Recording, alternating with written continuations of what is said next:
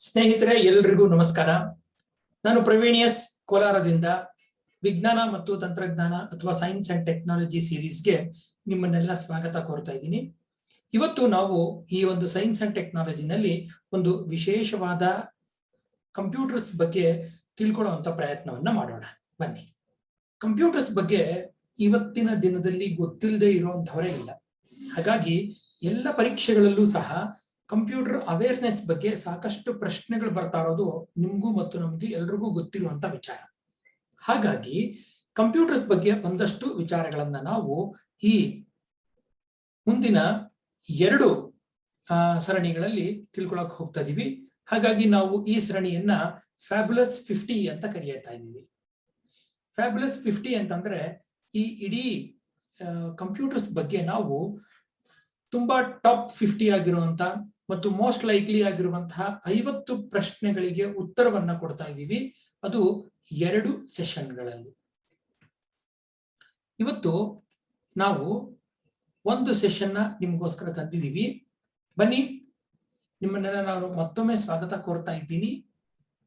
Part 1 ಇದರಲ್ಲಿ ಒಟ್ಟು 25 ಪ್ರಶ್ನೆಗಳಿಗೆ ನಾವು ಉತ್ತರಗಳನ್ನ ಹುಡುಕೋ ಪ್ರಯತ್ನವನ್ನ ಮಾಡೋಣ. ಬನ್ನಿ. ಡಿಜಿಟಲ್ ದತ್ತಾಂಶವನ್ನು ದೂರವಾಣಿ ಮಾರ್ಗಗಳ ಮೂಲಕ ಪ್ರಸಾರ ಮಾಡಲು ನೆರವಾಗುವ ಸಾಧನ ಯಾವುದು? ಡಿಜಿಟಲ್ ದತ್ತಾಂಶವನ್ನ ದೂರವಾಣಿ ಮಾರ್ಗಗಳ ಮೂಲಕ ಇದನ್ನ ಪ್ರಸಾರ ಮಾಡಬೇಕು ಅಂತಂದ್ರೆ ಮೌಸ್ ನಿಂದ ಸಾಧ್ಯನಾ, ಮೊಡೆಮ್ ನಿಂದ ಸಾಧ್ಯನಾ, ಸ್ಕ್ಯಾನರ್ ನಿಂದ ಸಾಧ್ಯನಾ ಅಥವಾ ಕೀಲಿಮಣೆಯಿಂದ ಸಾಧ್ಯನಾ? ಸ್ಕ್ಯಾನರ್ ಮತ್ತು ಕೀಲಿಮಣೆ ಅಂತಂದ್ರೆ ಕೀಬೋರ್ಡ್. ಸೊ ಡಿಜಿಟಲ್ ದತ್ತಾಂಶವನ್ನ ನಾವು ಒಂದು ಕಡೆಯಿಂದ ಇನ್ನೊಂದು ಕಡೆಗೆ ರವಾನೆ ಮಾಡಬೇಕಾದ್ರೆ ನಾವು ಬಳಸಬೇಕಾಗಿರುವಂತದ್ದು ಮೋಡೆಮ್ ಅನ್ನ. 2ನೇ ಪ್ರಶ್ನೆಗೆ ಹೋಗೋಣ. ಕಂಪ್ಯೂಟರ್ನಲ್ಲಿ ಬಳಸುವ ಕಾಂಪ್ಯಾಕ್ಟ್ ಡಿಸ್ಕ್ಗಳ ಬರವಣಿಗೆ ಮತ್ತು ಓದುವಿಕೆಯನ್ನು ಮಾಡಲು ಕೆಳಕಂಡ ಸಾಧನಗಳನ್ನು ಬಳಸಲಾಗುತ್ತದೆ. ಅಯಸ್ಕಾಂತೀಯ ಸೂಚಿಗಳು, ಅರೆವಾಹಕ ಲೇಸರ್ಗಳು, ರೂಬಿ ಲೇಸರ್ಗಳು ಮತ್ತು ಎಲೆಕ್ಟ್ರಾನ್ ಬೀಮ್. ಕಂಪ್ಯೂಟರ್ನಲ್ಲಿ ನಾವು ಡೇಟಾ ಸ್ಟೋರೇಜ್ಗೆ ಅಂತ ಸಿಡಿ ಅಥವಾ ಕಾಂಪ್ಯಾಕ್ಟ್ ಡಿಸ್ಕ್ಗಳನ್ನ ಬಳಸ್ತೀವಿ. ಇದರಲ್ಲಿ ಓದಬೇಕಾದ್ರೆ ಮತ್ತು ಅದರಲ್ಲಿ ಇರುವಂತ ದತ್ತಾಂಶವನ್ನ ಓದಬೇಕಾದ್ರೆ ಮತ್ತು ಅದರ ಮೇಲೆ ಬರಿಬೇಕಾದ್ರೆ ನಾವು ಯಾವ ತಂತ್ರಜ್ಞಾನವನ್ನ ಉಪಯೋಗಿಸ್ತೀವಿ ಅನ್ನೋದು ಈ ಪ್ರಶ್ನೆ ಆಗಿದೆ. ಇದಕ್ಕೆ ಸರಿಯಾದ ಉತ್ತರ ಅರೆವಾಹಕ ಲೇಸರ್ಗಳು. ಕೆಲವೊಮ್ಮೆ ಸಿಡಿ ಡ್ರೈವ್ಗಳು ಕೆಟ್ಟು ಹೋಗಿದೆ ಅಂದಾಗ ಅದರಲ್ಲಿರುವಂತ ಲೇಸರ್ ಹೋಗಿದೆ ಅಂತ ಒಂದು ಕಾರಣವನ್ನ ನಮ್ಮ ಟೆಕ್ನಿಷಿಯನ್ಸ್ ಕೊಡ್ತಾರೆ. ಅಂದ್ರೆ ಆ ಲೇಸರ್ ಮೂಲಕ ಇಲ್ಲಿ ನಾವು ಡಿಜಿಟಲ್ ಮೀಡಿಯಾನ ಮತ್ತು ಡಿಜಿಟಲ್ ಟೆಕ್ನಾಲಜಿ ಅಥವಾ ಅದರಲ್ಲಿ ಡೇಟಾವನ್ನ ಬರಿಬಹುದು ಮತ್ತು ಅದರಿಂದ ರಿಟ್ರೀವ್ ಸಹ ಮಾಡಬಹುದು. ಮೂರನೆಯ ಒಂದು ಪ್ರಶ್ನೆಯನ್ನ ನೋಡೋಣ. ಪ್ರಥಮಾಕ್ಷರ ಪದ ಮೋಡೆಮ್ ವಿಸ್ತಾರ ಅಂದ್ರೆ MODEM. ಮೋಡೆಮ್ ಅಂದ್ರೆ ಏನು ಅನ್ನೋದು ನಮಗೆ ಗೊತ್ತಾಗಬೇಕಾಗಿದೆ. MODEM ಮೋಡೆಮ್ ಅಂದ್ರೆ modulation of electromagnetic waves, modern method of transmission, modulation and demodulation, modes of transmission.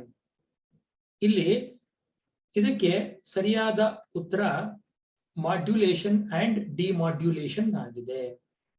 ಏನಿದು ಮಾಡ್ಯುಲೇಷನ್ ಡಿಮಾಡ್ಯುಲೇಷನ್ ಅಂದ್ರೆ ನಮ್ಮ ಕಂಪ್ಯೂಟರ್ ನಿಂದ ಹೊರಗಡೆ ಹೋಗುವಂತ ಡೇಟಾಗೆ ಅಲ್ಲಿ ಮಾಡ್ಯುಲೇಷನ್ ಆಗುತ್ತೆ ಮತ್ತು ನಮ್ಮ ಕಂಪ್ಯೂಟರ್ಗೆ ಡೇಟಾ ಬರಬೇಕಾದ್ರೆ ಅದು ಡಿಮಾಡ್ಯುಲೇಟ್ ಆಗುತ್ತೆ.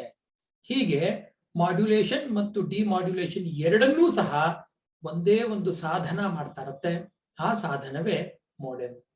ಮೋಡೆಮ್ ಇಲ್ಲ ಅಂತಂದ್ರೆ ನಾವು ಯಾವುದೇ ರೀತಿಯ ಇಂಟರ್ನೆಟ್ ಕನೆಕ್ಷನ್ ತಗೊಳಕ್ಕೆ ಸಾಧ್ಯ ಇಲ್ಲ. ಮುಂದಿನ ಪ್ರಶ್ನೆಗೆ ಹೋಗೋಣ. ಒಂದು ಕಂಪ್ಯೂಟರ್ನ ಕಾರ್ಯನಿರ್ವಹಣೆ ಈ ಮುಂದಿನ ಯಾವುದರ ಅವಶ್ಯಕತೆ ಕನಿಷ್ಠವಾಗಿದೆ? ಅಂದ್ರೆ ನಾವು ಒಂದು ಕಂಪ್ಯೂಟರ್ನ ಯೂಸ್ ಮಾಡಬೇಕಾಗಿದೆ ಮತ್ತು ಅದರ ಕಾರ್ಯನಿರ್ವಹಣೆಗೆ ತುಂಬಾ ಮಿನಿಮಲ್ ಆಗಿ ಬೇಕಿರುವಂಥದ್ದು ಯಾವುದು? Monitor, keyboard, central processing unit ಮತ್ತು ಸಿಡಿ ಡ್ರೈವ್. ಇಲ್ಲಿ ಮಾನಿಟರ್ ಇಲ್ಲ ಅಂತಂದ್ರೆ ನಾವು ಕಂಪ್ಯೂಟರ್ ನಲ್ಲಿ ಯಾವುದೇ ತರಹದ ಕೆಲಸವನ್ನ ಮಾಡ್ತಾ ಇದ್ರೂ ಸಹ ಅದನ್ನ ನೋಡೋದಕ್ಕೆ ಸಾಧ್ಯ ಇಲ್ಲ. ಎರಡನೇದು ಕೀಬೋರ್ಡ್ ಇಲ್ಲ ಅಂತಂದ್ರೆ ಅದು ಕಷ್ಟ. ಸೆಂಟ್ರಲ್ ಪ್ರೊಸೆಸಿಂಗ್ ಯೂನಿಟ್ CPU ಇಲ್ಲ ಅಂದ್ರೆ ನಮ್ಮ ಕಂಪ್ಯೂಟರ್ ಬೂಟ್ ಆಗೋದೇ ಇಲ್ಲ ಅಲ್ವಾ. CD ಡ್ರೈವ್ ಇಲ್ಲ ಅಂದ್ರೆ ನಾವೇನ್ ಮಾಡಕ್ಕಾಗಲ್ಲ, ಡೇಟಾನ CD ಡ್ರೈವ್ಗೆ ತುಂಬಕ್ಕಾಗಲ್ಲ, ಅಥವಾ CD ಡ್ರೈವ್ ಅಲ್ಲಿ ಇರುವಂತ CD ಇಂದ ಡೇಟಾನ ರಿಟ್ರೀವ್ ಮಾಡಕ್ಕಾಗಲ್ಲ. ಆದ್ರೆ ಈ ಮೂರು ABC ಮೂರು ಇರೋದ್ರಿಂದ CD ಡ್ರೈವ್ ಇಲ್ಲದೇ ಇದ್ರೂ ಸಹ ನಡೆಯುತ್ತೆ. ಇದರ ಅವಶ್ಯಕತೆ ನಮಗೆ ಅತ್ಯಂತ ಕನಿಷ್ಠವಾಗಿರುವಂತದ್ದು. ಒಂದು ವೇಳೆ ಸೆಂಟ್ರಲ್ ಪ್ರೊಸೆಸಿಂಗ್ ಯೂನಿಟ್ ಅಲ್ಲಿ ತೊಂದರೆ ಆಯಿತು ಅಂದ್ರೆ ಆಗ CD ಡ್ರೈವ್ ಇಂದ ಕಂಪ್ಯೂಟರ್ ನ ಸ್ಟಾರ್ಟ್ ಮಾಡುವಂತ ಸಂದರ್ಭ ಬರಬಹುದು. ಆದ್ರೆ ಇದರ ಅವಶ್ಯಕತೆ ಅತ್ಯಂತ ಕನಿಷ್ಠವಾದದ್ದು. ಬನ್ನಿ 5ನೇ ಪ್ರಶ್ನೆಗೆ ಹೋಗೋಣ. ಗಣಕಯಂತ್ರ ಕಂಪ್ಯೂಟರ್ ನಲ್ಲಿ ಇದು ಯಂತ್ರ ಕಾರ್ಯನಿರ್ವಹಿಸುವ ಸಂಸ್ಥೆ ಅಲ್ಲ. ಅಂದ್ರೆ ಆಪರೇಟಿಂಗ್ ಸಿಸ್ಟಮ್ ಅಲ್ಲದೆ ಇರೋದು ಯಾವುದು ಅಂತ ನಾವು ಹುಡುಕ್ಬೇಕಾಗಿದೆ. ಏನಿದು ಆಪರೇಟಿಂಗ್ ಸಿಸ್ಟಮ್? ಯಾವುದೇ ಒಂದು ಕಂಪ್ಯೂಟರ್ ಚಾಲು ಆಗ್ಬೇಕು ಅಂತಂದ್ರೆ ಬರೆದಿರೋ ಇನ್ಸ್ಟ್ರಕ್ಷನ್ಗಳನ್ನ ಏನ್ ಮಾಡ್ಬೇಕು, ಅದು ಹೊಂದಿರುವಂತ ಎಲ್ಲ ಹಾರ್ಡ್ವೇರ್ ಜೊತೆಗೆ ಕಂಪ್ಯಾಟಬಿಲಿಟಿ ಹೊಂದಿರಬೇಕು.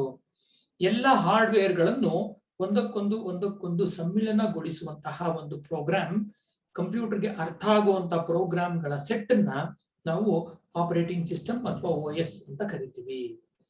ಹಾಗಾದ್ರೆ ಇದರಲ್ಲಿ ಸರಿಯಾದ ಉತ್ತರ ಯಾವುದು? ಎಕ್ಸೆಲ್. ಹಾಗಾದ್ರೆ ಎಕ್ಸೆಲ್ ಆಪರೇಟಿಂಗ್ ಸಿಸ್ಟಮ್ ಅಲ್ವಾ? ಖಂಡಿತ ಅಲ್ಲ. ಡಾಸ್ ಆಗ್ಲಿ, ವಿಂಡೋಸ್ ಆಗ್ಲಿ, ಲೈನಕ್ಸ್ ಆಗ್ಲಿ, ಇವು ಆಪರೇಟಿಂಗ್ ಸಿಸ್ಟಮ್ಗಳು. ಈ ಆಪರೇಟಿಂಗ್ ಸಿಸ್ಟಮ್ಗಳ ಮೇಲೆ ಅಪ್ಲಿಕೇಶನ್ಸ್ ರನ್ ಮಾಡ್ತೀವಿ ನಾವು. ಆ ಅಪ್ಲಿಕೇಶನ್ಗಳಲ್ಲಿ ಎಕ್ಸೆಲ್ ಸಹ ಒಂದು. ಹಾಗಾಗಿ ಎಕ್ಸೆಲ್ ಒಂದು ಅಪ್ಲಿಕೇಶನ್ ಸಾಫ್ಟ್ವೇರ್ ಆಗಿದೆಯಾ ಹೊರತು ಆಪರೇಟಿಂಗ್ ಸಿಸ್ಟಮ್ ಆಗಿಲ್ಲ. ಮುಂದಿನ ಪ್ರಶ್ನೆಗೆ ಹೋಗೋಣ. ರ್ಯಾಮ್ ಇದಕ್ಕೆ ಸಂಬಂಧಿಸಿದ್ದು, ಅಥವಾ ರ್ಯಾಮ್ ಅಂದ್ರೆ ಏನು ಅಂತ ಪ್ರಶ್ನೆ ಬೇಕಾದ್ರೆ ಹಾಕೋಬಹುದು. Random access, read only memory, read access memory, random application memory. RAM ಅಂತಂದ್ರೆ ರ್ಯಾಂಡಮ್ ಆಕ್ಸೆಸ್ ಮೆಮೊರಿ ಅಂತ, ಅಂದ್ರೆ ರ್ಯಾಂಡಮ್ ಆಕ್ಸೆಸ್ಗೆ ಸಂಬಂಧಿಸಿದ್ದು. ಏನಿದು ರ್ಯಾಮ್? ಎಲ್ಲಿರುತ್ತೆ? ಕಂಪ್ಯೂಟರ್ನ CPU ಬಾಕ್ಸ್ ಒಳಗಡೆ ಈ ರ್ಯಾಮ್ ಕೂತಿರುತ್ತೆ. ಇದ್ರ ಕೆಲಸ ಏನಪ್ಪಾ ಅಂತಂದ್ರೆ ಇಂಟರ್ನೆಟ್ ನಿಂದ ಆಗ್ಲಿ ಅಥವಾ ಬೇರೆಯ ತರಹದ ಸಾಧನಗಳಿಂದ ಆಗ್ಲಿ ಕಂಪ್ಯೂಟರ್ಗೆ ಮೆಮೊರಿ ಕಳಿಸ್ಬೇಕಾದ್ರೆ ರ್ಯಾಂಡಮ್ ಆಕ್ಸೆಸ್ ಏನ್ ಮಾಡುತ್ತೆ, ಮೊದಲು ತನ್ನತ್ತಿಗೆ ತಗೊಂಡು ನಂತರ ಅದು ಬೇರೆ ಕಡೆಗೆ ವರ್ಗಾಯಿಸುವಂಥದ್ದು. ಹಾಗಾಗಿ ಇದು ರ್ಯಾಂಡಮ್ ಆಕ್ಸೆಸ್ ಮೆಮೊರಿ. ಇದು ಪರ್ಮನೆಂಟ್ ಮೆಮೊರಿ ಅಲ್ಲ, ಇದೇನಿದ್ರು ಟೆಂಪರರಿ ಮೆಮೊರಿ. ಈಗ ಮೊಬೈಲ್ಗಳಲ್ಲೂ ಸಹ ರ್ಯಾಂಡಮ್ ಆಕ್ಸೆಸ್ ರ್ಯಾಮ್ ಅಥವಾ ರ್ಯಾಂಡಮ್ ಆಕ್ಸೆಸ್ ಮೆಮೊರಿ ಬಂದಿರೋದು ನಿಮಗೆ ಗೊತ್ತಿದೆ. ಇದುವರೆಗೂ ಜನ ಇದ್ರ ಬಗ್ಗೆ ಹೆಚ್ಚು ತಲೆ ಕೆಡಿಸ್ಕೊತಾ ಇರಲಿಲ್ಲ. ಆದ್ರೆ ಈಗ 2GB, 4GB, 8GB, 10GB, 12GB ವರೆಗೂ ರ್ಯಾಂಡಮ್ ಆಕ್ಸೆಸ್ ಮೆಮೊರಿನ ಮೊಬೈಲ್ಗಳಲ್ಲೇ ಹಾಕ್ಸ್ಕೊಳ್ಳುವಂತ ಪ್ರಯತ್ನಗಳು ನಡೀತಾ ಇದೆ. ಬನ್ನಿ ಫ್ರೆಂಡ್ಸ್, ಮುಂದಿನ ಪ್ರಶ್ನೆಗೆ ಹೋಗೋಣ.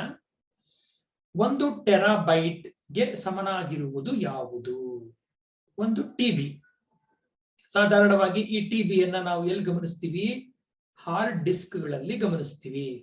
1 TB ಹಾರ್ಡ್ ಡಿಸ್ಕ್ ಅಥವಾ ಎಕ್ಸ್ಟರ್ನಲ್ ಹಾರ್ಡ್ ಡಿಸ್ಕ್ಗಳಲ್ಲಿ 1TB, 1.5TB, 2TB, 5TB hard ಡಿಸ್ಕ್ಗಳನ್ನ ಗಮನಿಸ್ತೀವಿ. ಹಾಗಾದ್ರೆ ಏನಿದು 1 TB ಅಂದ್ರೆ? 1 TB ಅಂದ್ರೆ ಸರಿಯಾದ ಉತ್ತರ 1024 GB. ಅಂದ್ರೆ 1024 ಗಿಗಾಬೈಟ್ 1 TBಗೆ ಸಮನಾಗುತ್ತೆ.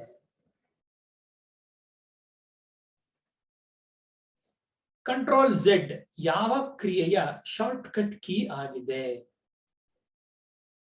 Copy, undo, redo, select all. Copy, undo, redo, select all.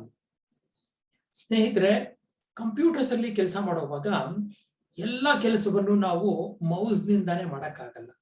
ಕಾರಣ ಮೌಸ್ ನ ನೀವು ಹಿಡ್ಕೋಬೇಕು ಅಂತಂದ್ರೆ ನಿಮ್ಮ ಬಲಗೈಯನ್ನ ಸ್ವಲ್ಪ ಮುಂದೆ ತಳ್ಳಬೇಕು, ಆ ಬಟನ್ ಒತ್ತಬೇಕು. ಹೀಗಾಗಿ 2-3 ತೊಂದರೆಗಳು ಇರೋದ್ರಿಂದ ಮೌಸ್ ನ ಅವಾಯ್ಡ್ ಮಾಡಕ್ಕೆ ಏನೇನ್ ಮಾಡಬಹುದು ಅದೆಲ್ಲವನ್ನು ನಾವು ಮಾಡ್ತಾ ಇರ್ತೀವಿ. ಮೌಸ್ ನ ಅವಾಯ್ಡ್ ಮಾಡೋದು ಹೇಗೆ, ಯಾವ ರೀತಿಯಿಂದ ಮೌಸ್ ಅವಾಯ್ಡ್ ಮಾಡಬಹುದಪ್ಪ ಅಂತಂದ್ರೆ ಕೀಬೋರ್ಡ್ ನ ಶಾರ್ಟ್ ಕಟ್ ಗಳನ್ನ ನಾವು ತಿಳ್ಕೊಳ್ಳೋದ್ರ ಮೂಲಕ. ಕೆಲವು ಶಾರ್ಟ್ ಕಟ್ ಕೀಗಳು ಎಲ್ಲ ಅಪ್ಲಿಕೇಶನ್ ಸಾಫ್ಟ್ವೇರ್ಗೂ ರನ್ ಆಗುತ್ತೆ. ಕಂಟ್ರೋಲ್ Z ಅನ್ನೋದು ಯಾವುದರ ಕೀ ಆಗಿದೆ, ಅನ್ಡೂ ಆಗಿದೆ. ಎಷ್ಟೋ ವೇಳೆ ಈ ಕಂಟ್ರೋಲ್ Z ಬಗ್ಗೆ ನಾವು ಮಾತಾಡುವಾಗ ನಮ್ಮ ಜೀವನಕ್ಕೂ ಒಂದು ಕಂಟ್ರೋಲ್ Z ಇದಿದ್ರೆ ಎಷ್ಟು ಚೆನ್ನಾಗಿರೋದು ಅಂತ ಅನ್ಸುತ್ತೆ ಅಲ್ವಾ.